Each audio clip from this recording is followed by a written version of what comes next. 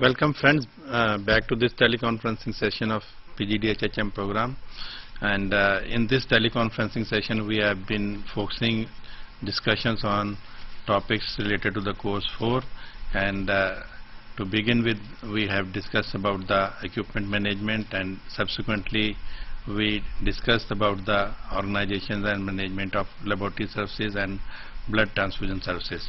Now we are coming to another important area, that is organization of radiological services and the radiation hazards. And like laboratory services, you will also agree with me that there have been lot of advancements in the field of the radio imaging services, and it has become very imperative to organize these services in a very well organized manner, so that the unnecessary tests are not being done, the accurate reporting is being done, and we are able to reach at a proper diagnosis. At the same time, because as you know that there are a lot of hazards are also involved with the radiations, so the workers who are there, they are exposed to many hazards. So how to overcome these hazards? So we'll be discussing about these issues in next 40-45 minutes. Yes, Dalit 2, please come up. Rajghat. Good morning, I am Dr. Mandeep from Delhi 2. Yes, Dr. Mandeep, what is your question? I have two questions. One is regarding the CPA applicable to wrong results being provided by laboratories. Okay. Because you already said there is no law as far as quality control is concerned. It is a voluntary decision by the laboratory. But the physician is expected to treat on the basis of the result. Okay. So, how is it going to help me if the patient is Wrongly treated by. being treated wrongly due to the wrong result? So, can I implicate the laboratory in that case? I think. Okay. Our expert. Yeah. What is the question about blood transfusion? Second question also? Yeah. Sure. Yeah. It's about the testing for the HIV and the hepatitis. Can we not have a protocol where the donors are tested beforehand before they are actually bred, No. rather than handling their infected blood and then declaring the blood to be unfit for use? In any case, from the time of the bleed and the actual donation, the time period would be reduced if the donor is pre-tested. I think that is a good. Let Thank you, Dr. Mandeep. I think. Let us answer the first question first, and then. Okay. Yes, Bhuvneshwar, please. Sir, good afternoon. Blood bank answer. From Bhubaneswar. Yes, Brigadier Mamanti, what is the? Very good afternoon to all of you. Good afternoon. We have got 5 students attending this program today. Okay. I have got one question. Could you please illustrate more on external quality control of the laboratory solid? And secondly, I have got another student who wants to answer the question. Over to you. Yes, please. Yes. Second question. Yes. Just Dr. Dhananjay. Yes. Yes. What are the factors contribute for pre-instrument error? Pre-instrumentation. Pre-instrumental errors. 65 to 70% of result error. Okay. Okay. Okay, let us first answer, there are a lot of questions from two regions, and the question on the CPA being applicable on the wrong result from the laboratory. I think, yes, if the laboratory has given, let me give you an example, that laboratory has given there is a HIV positive person, and the test has been carried out, and the person has been said that no, there is no, this HIV negative. and he is not treated for the HIV infections, and then the patient goes that, okay, very happy that I don't have the HIV, I don't have the this virus, and then the same sample is also sent to another laboratory. Sometimes the laboratory takes 2 samples for the quality control, internal quality control, and then that sample is reported as HIV positive, and that happens to be the correct report, because again if you take the blood from the same patient, it confirms that yes, it is the HIV positive person. In that case, not only that the treatment has been delayed, but also the patient can go to the court to sue under the Consumer Protection Act for the wrong diagnosis and wrong treatment. So this is one example. So the CVA can be invoked in the wrong tests reports. Yes. Well, I think I'll start from the last question. That is, you said what are the pre-instrumentation, Pre-instrument, yes. the problems. The errors are like that pre-instrument means before starting the actual procedure for testing those sample. What are the problems it can happen? Maybe that wrong sample taken, put in the wrong bottle, anticoagulants are not been applied, or that anticoagulants are not to be applied but it was been there, wrong leveling of the patient, then wrong application of the reagents. So this kind of errors might cause this problem. So that is what we call this pre-analytical or the pre-instrumentation kind of things. That means before doing that actual test we have done it. What was the other question? That was the quality assurance, I think Dr. Mohanty wanted. External quality assurance. Okay. So as I told you, because of course I was rushing through the slides. External quality assurance is, that means that internal one we have already discussed. The external one, that means outside your lab it is to be done. There are so many methods. Maybe you have made some syndicate of your laboratories which are there close by, and you are exchanging the samples between yourself, and then your test, the sample which has been analyzed in your lab has been sent to the other lab also, and try to find out how much you are differing, and this difference, if any, should be within that statistically acceptable significance. It should not be more than that. Second thing is this: other laboratories may be taking up the samples from you and doing it. This is one way of doing it, but it is kind of an particularly internal one. The external one, something like that, that is which purely comes under that accreditation or external quality assurance.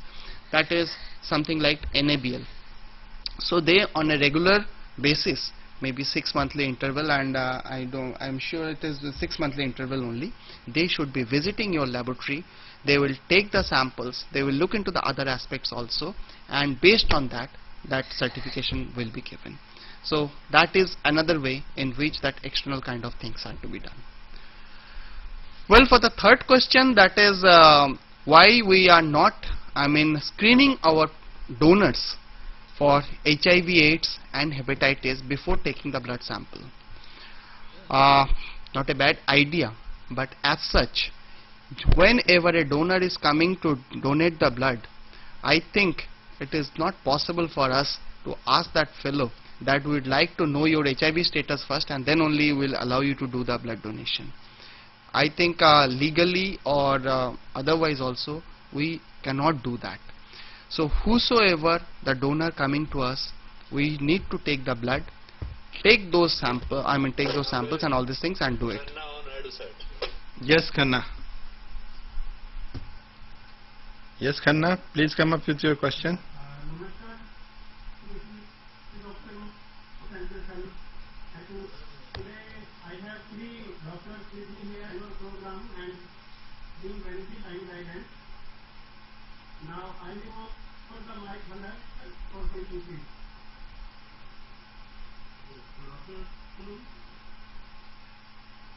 Yes, good afternoon. Yes, we are hearing you. My question, when the patient is in window period for the HIV or something, STD or something, like if the patient is in window period and he donates the blood, Okay. and be able to like know the status of the anything disease and be transfusing the blood to the patient. Okay, he's saying that. Okay. No, That's kind of let me complete that please, answer please, first. please. Let me complete that first answer.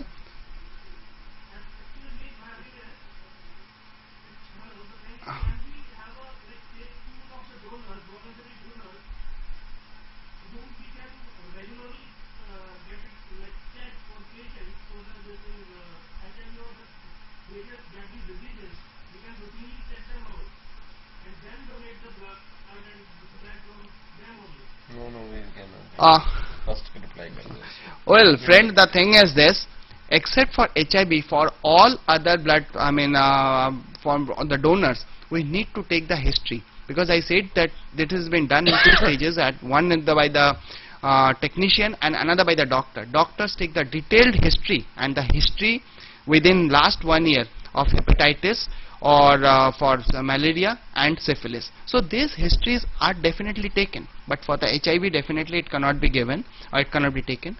And for your window period, there is nowadays we are doing that test, I think Colonel Rao, Antibodies test. antibody test we are doing, and nowadays we need not to be worried about the window period. Even within that window period also, it can be assessed whether that blood is having that HIV virus or not. It can be assessed.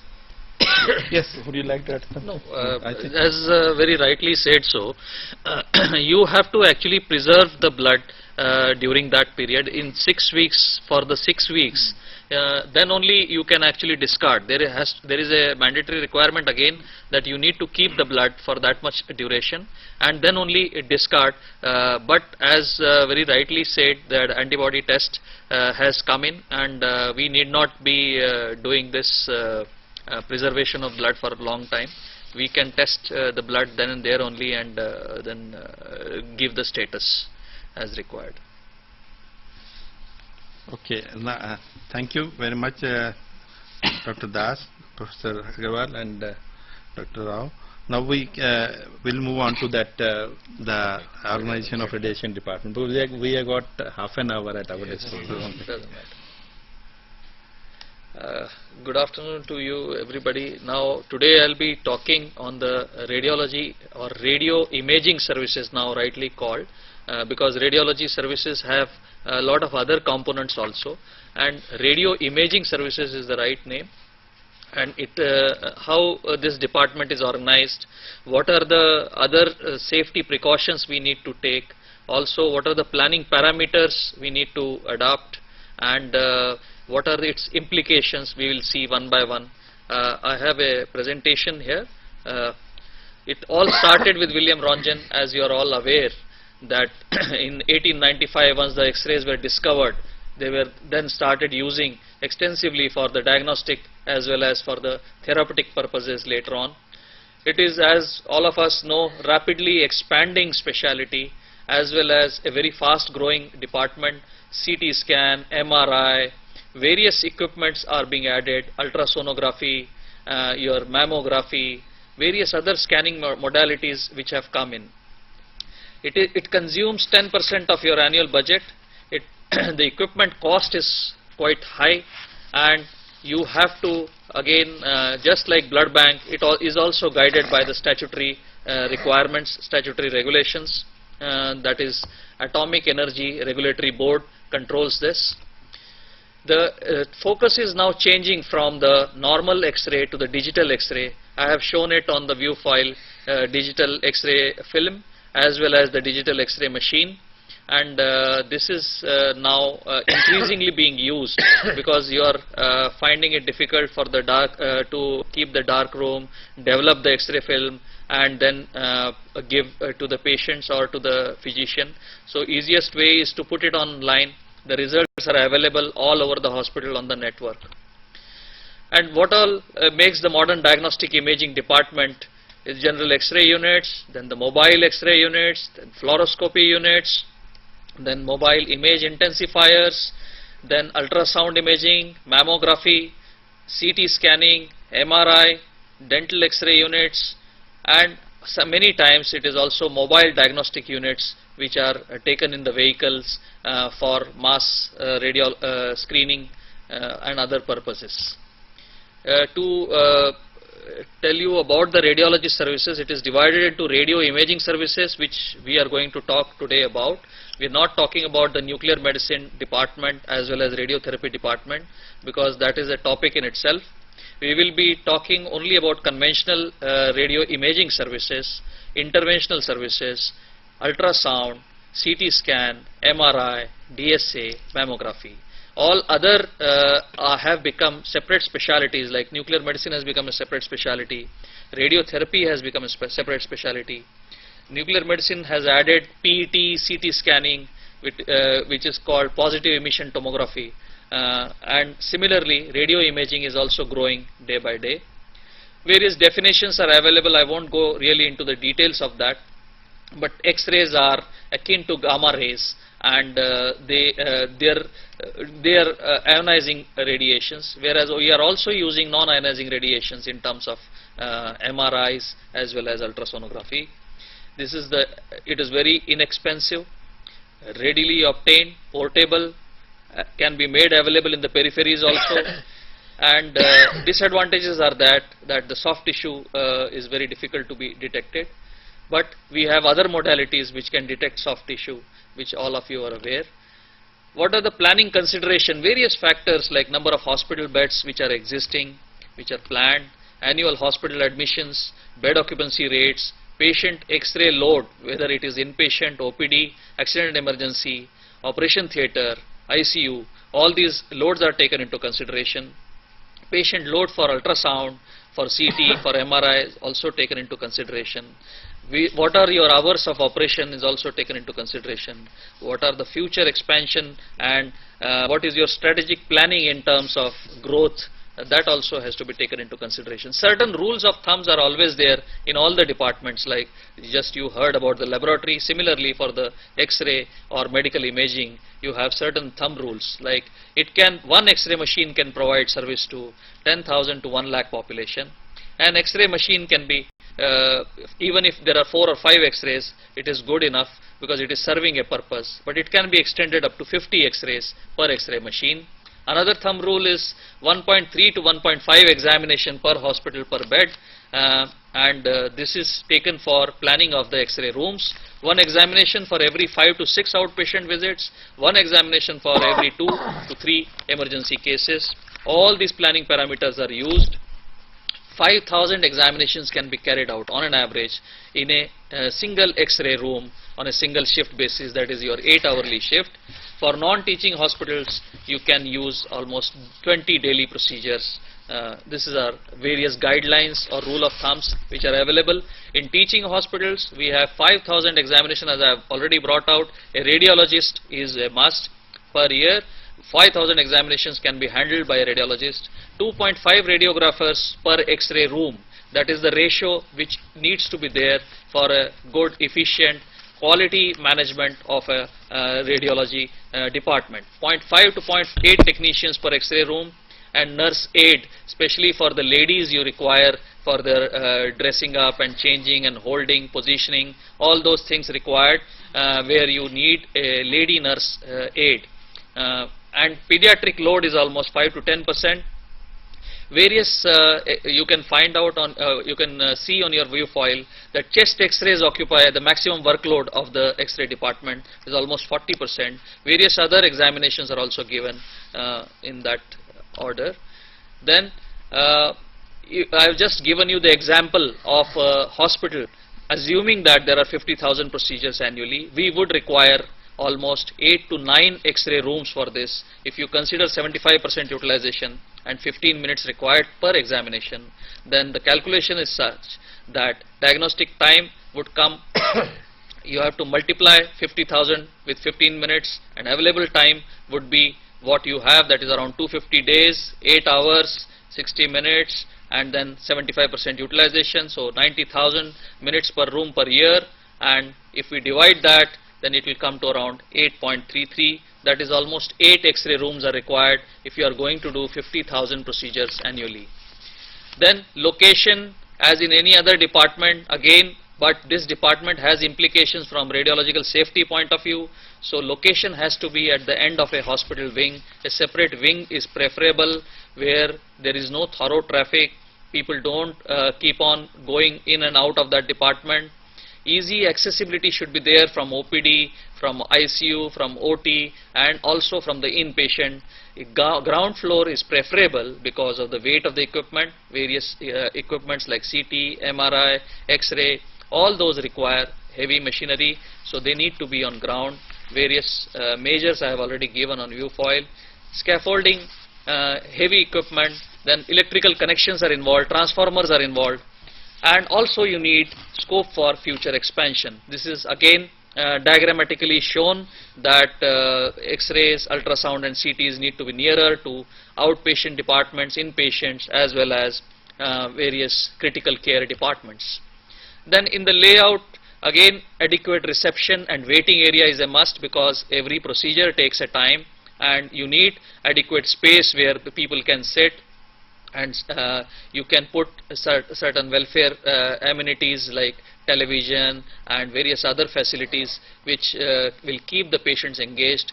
Then you need to have a separate facility for accident emergency cases if possible. A portable unit is a must in accident emergency department, and radiology rooms are generally windowless rooms, so accordingly you have to cater for various ventilation requirements. Accommodation schedule I have given. In that you will find that a large waiting area of 56 square meter is recommended. Every radiologist room of 21 square meter is recommended. Every X-ray room need to be, depending on what MA it is, like for example if it is 700 MA, then you need to have 70 square meter area and 56 square meter area for a smaller machine, or around 21 square meter is a mandatory requirement as far as AERB is concerned. Like that, various requirements of various rooms has been given. The workflow in a radiology department would be that patient flows from reception to waiting room, to change room, to the toilet and to the X-ray room, and similarly X-rays travel from X-ray room to the dark room, to the viewing room, to the doctor's room, then the report is collected ultimately.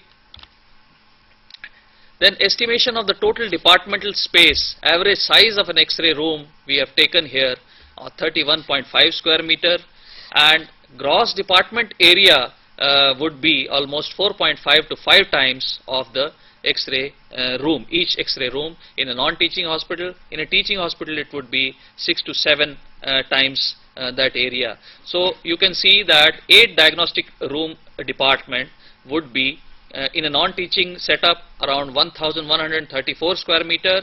In a teaching setup it would be around 1500 square meter area. This is just to show you diagrammatically the flow of the patient as well as the X-ray, and viewing room is there, then the general X-ray, the control room, and from change room there is a flow into the X-ray room. Like this, staff movements are given as well as patient movements are given from the circulation areas. I will also show you later the model layouts of the X-ray room. Various equipments you are aware, X-ray room, the generator is required, high voltage transformer is required, vertical columns, Bucky plate, static balance. Various other equipments like mammography, very simple, safe, reliable, low dose X-ray study. Accommodation space requirement is around 21 square meter area. Then you have ultrasonography, again non-invasive, non-ionizing, and accommodation space requirement around 25 square meter. You need to have a toilet also nearby, whereby the bladder requirements are specific for ultrasonography, so you need to have a toilet nearby, especially the ladies' toilet is a must. The CT scan, again it is everywhere it has come up. There are various norms available to have CT scan depending on the workload. Area requirement is around 100 to 120 square meter area. Then MRI is again, everybody is aware that these are the newer requirements which have come. Cardiac MRIs have come, and MRI has become very popular, especially for the vertebral column as well as for the spine and posterior side of the brain. Various AERB guidelines we would go From the planning point of view, we have to see AERB guidelines, which is very, very important. Wherever the primary beam is falling, it should be at least 35 centimeter thick brickwork, and wherever the scatter is falling, 23 centimeter brickwork.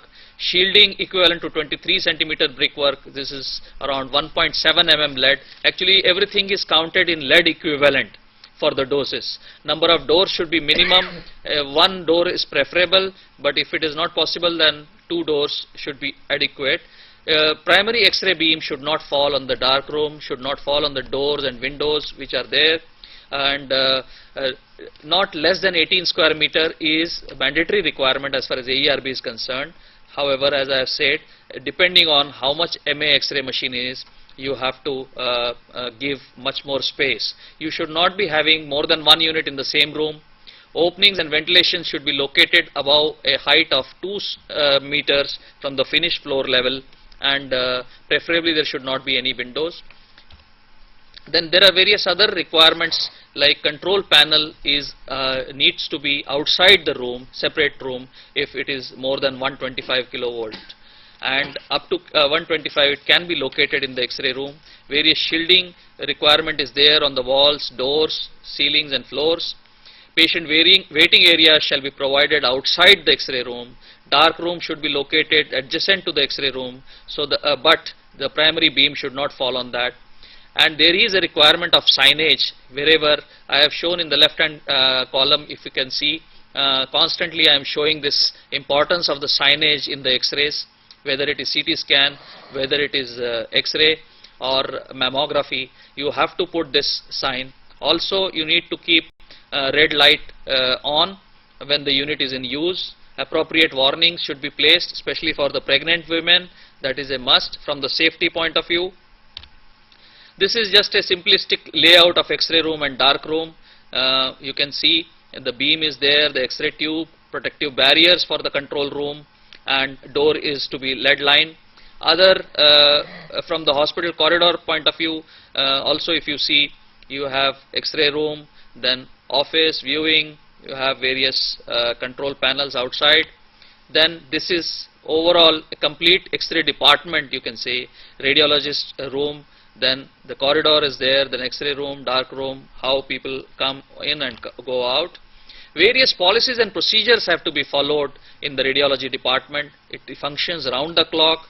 It caters for all inpatients and OPD areas. Proper identification and marking of films. This is a must. A SOP needs to be kept for this.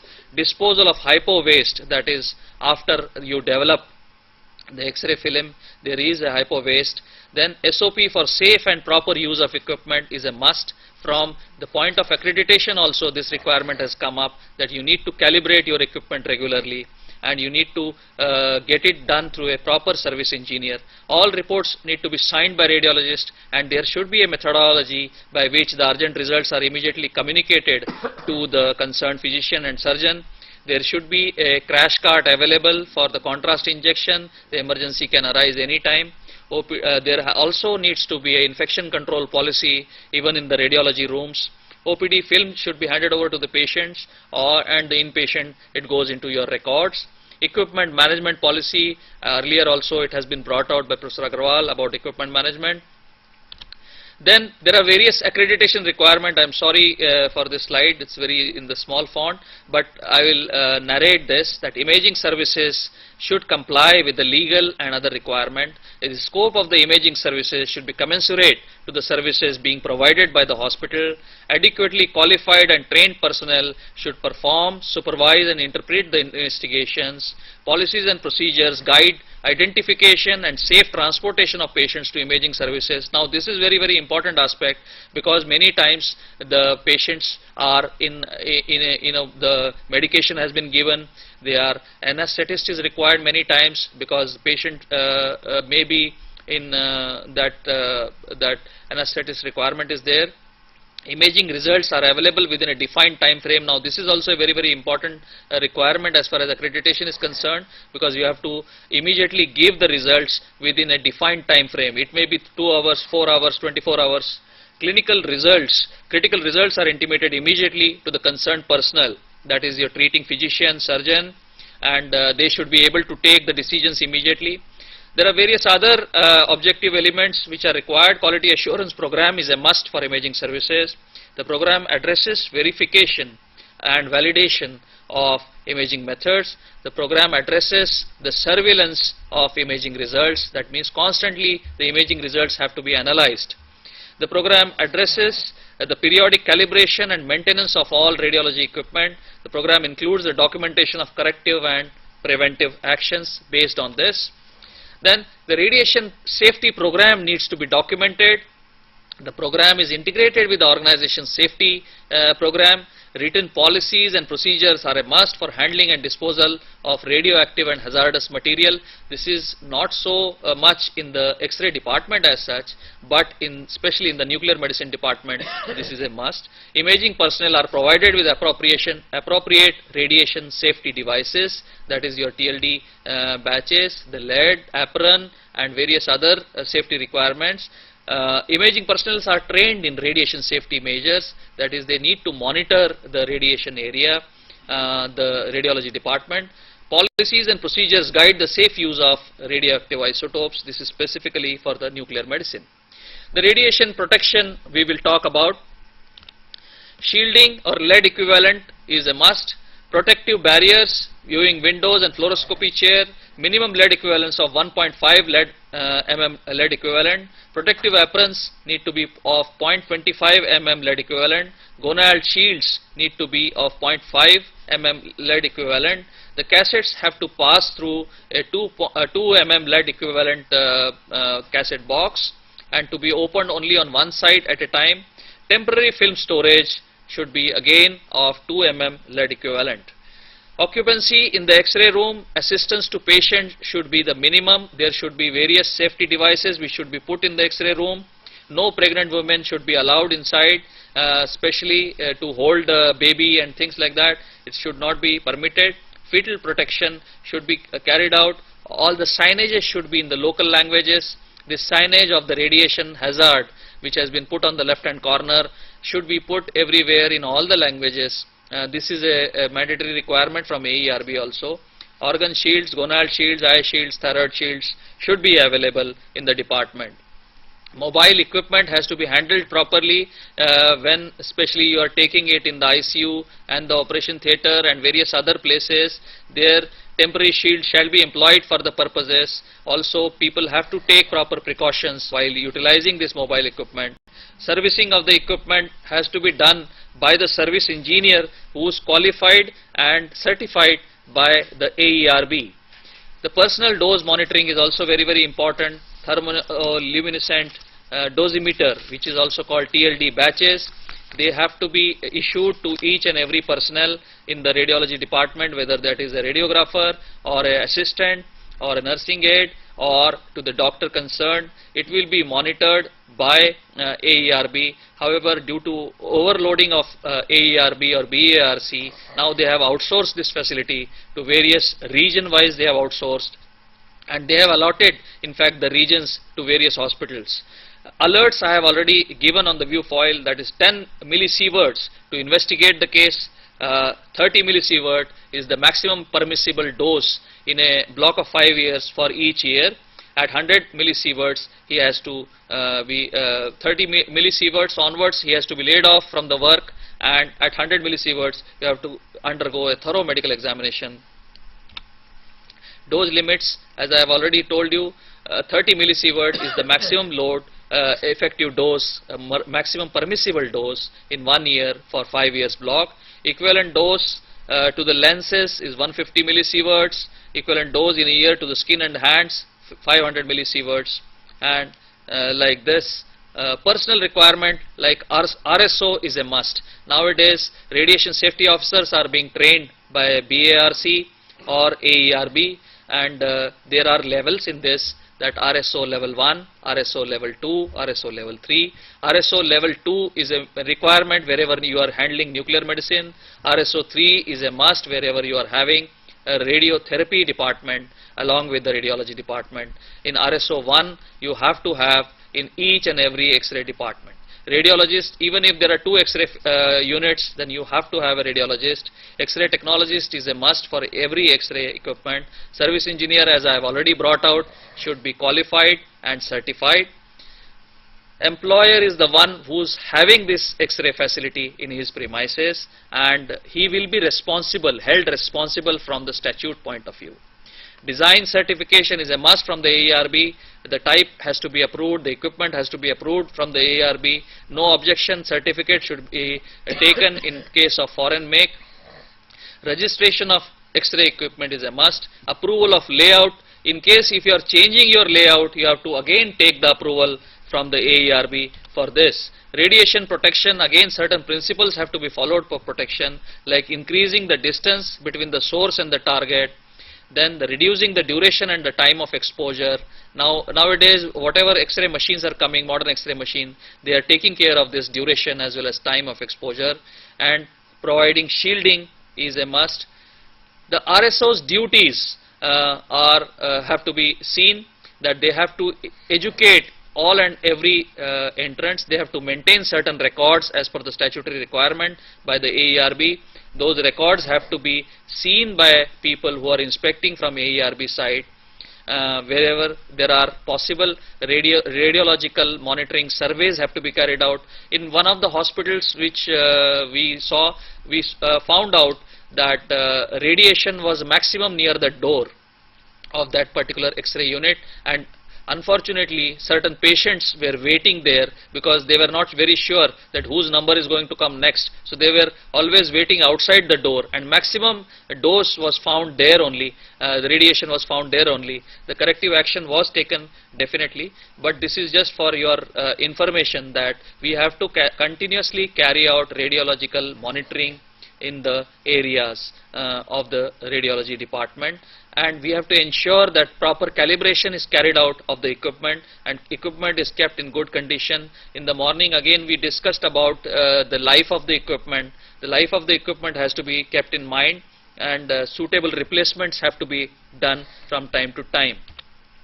This is just in a diagrammatic manner. Maximum radiation safety in diagnostic X-ray procedure, well-planned location of X-ray unit, as we have already studied, that it should be in one corner and thorough traffic should not be there. Selecting standard X-rays and associated equipment. The X-ray equipment needs to be certified from AERB. Foreign equipment should be only utilized with the no objection certificate. Use of proper exposure conditions and good film developing techniques. Nowadays auto developers have come which expose very less to the radiation worker. Procurement, use of protective devices, like I was telling about the gonal shields, eye shields, lead aprons, all this is a must. Operation by well-trained radiologist and radio technician, again trained through the AERB in the radiological safety program, and he further educates various radiographers as well as nursing aides. That is, this is in short, in the diagrammatic manner, the radiation safety. Recent trends are of course about the PACS system, which is picture archiving and retrieval system. Also it is in certain places it is called radiology information system, which is available to all the physicians, surgeons and doctors in the hospital, and thereby you can in any corner of the hospital, wherever you are treating patients, you can have this X-ray records.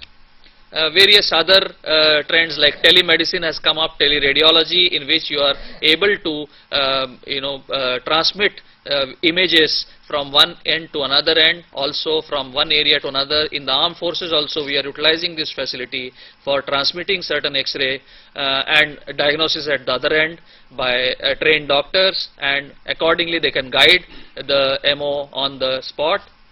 Quality assurance, as I have already brought out, is also a must. Thank you. Thank you, Colonel Rao, for giving a very comprehensive overview of this radio imaging department and the radiation hazards. We have to close because we have got only 2-3 minutes left. There is a question from Abu Road, Dr. Mahesh Hemadri. He has asked that usually when you mentioned initially you mentioned that mobile X-rays. Yes. So he is asking that question, usually when mobile X-rays machine is used. I think when we are going to organize the camps and all Yes, those? no, mobile X-ray is used routinely in a hospital, in the operation theatre, in the ICU, or in the wards. We are doing this. But if we are talking about a mobile van, earlier there was a method of mass miniature radiology for the tuberculosis, which is now stopped. But still, the mobile vans with the radiology equipment is going for the various camps to assist physicians and surgeons in their task of diagnosing patients. So within the hospital and outside Within the hospital and outside. And then there is another thing that radiographer and assistant use lead aprons. If it becomes a routine, what is the amount of ionizing radiations on surrounding people who are with the patient? What are the precautionary measures should be taken? Yes, we have already specified the millisievert levels which we have talked. In a mobile unit, if we are talking, then again we have to take precautions. Who are holding the patients, it should be minimal. There should be devices which should be there, whereby if the pediatric patient is there, the movement is not there, so you have to take care of those devices. And if by chance if you have to hold a patient for immobilization, then person should use appropriate lead aprons or other shields which I have already talked about. They have to be used, whether it is a mobile unit or whether it is a static unit. Any other precautions which we need to? Yes, all this I have already talked about the personnel monitoring which needs to be done by radiology worker. Radiographers have to have this thermo TLD batches which are being regularly sent to the BARC for dosages, and in case there are dosages exceeds certain limits, like I told you about 10 millisievert, you have to be on alert. If it is 30, you have to lay off the worker, and if it is more 100, then complete radiology complete investigations of that person has to be carried out. Dr. Mesh, I think it answers your questions. So now we have to wind up this teleconferencing sessions. We are coming towards the end of this session. I will like to thank Colonel Rao, Professor Agarwal and Dr. Das for being us with this morning and giving very useful inputs to our students. And friends, let me tell you that next month we may not have any teleconferencing sessions because we are having some open meta examination is there. If we have, then we will inform you. Otherwise we can have it on a working day, but Saturday, Sunday it may not be possible. But if you want on a working day, please let me know through your emails, and then we can have this session. So once again, thanking all our listeners, all our viewers sitting at the various regional centers and other study centers. With these words, I thank you all, and then we come to close. Good. हाँ, ये दे दीजिए madam.